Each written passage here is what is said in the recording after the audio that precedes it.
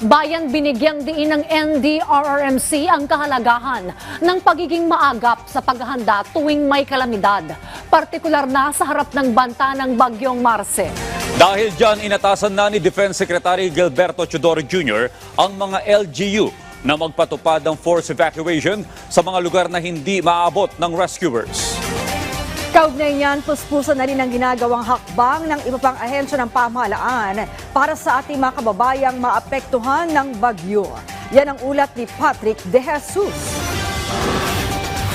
Inatasan ng mga lokal na pamahalaan na posibleng maapektuhan ng Bagyong Marce na magpatupad na ng forced evacuation sa mga lugar na mahirap maabot ng tulong at rescuers kapag tumama ang kalamidad. Sabi ni Defense Secretary Gibo Teodoro na siya ring chairperson ng NDRRMC, mas mainam ng maging maagap para maraming buhay ang mailigtas mula sa sakuna.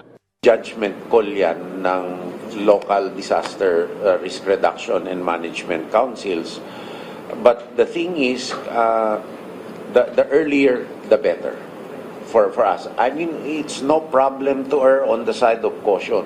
Kahit hindi umulan, nandun lahat, at least ligtas. Ayon sa DNR, ang Ilocos Region, Cagayan Valley at Cordillera ang areas of concern. Nakabantay din ng Mines and Geosciences Bureau ng ahensya sa forecast ng Pag-asa para i-alerto ang mga barangay na landslide at flood-prone areas.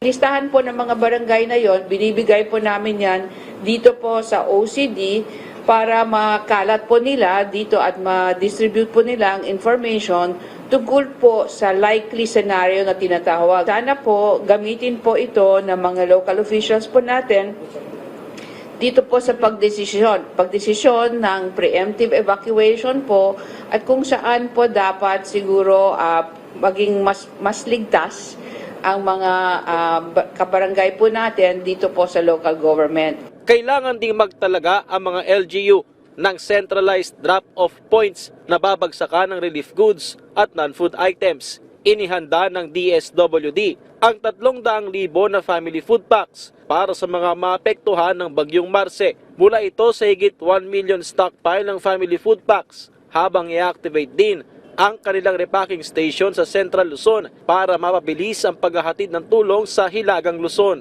Right now, kahit po tayo ay naghahanda para sa pagdating ng Bagyong Marce, tuloy-tuloy pa rin po ang ating relief operations, lalo na po sa Bicol region. So DSWD is constantly monitoring the different evacuation centers po na tinayo.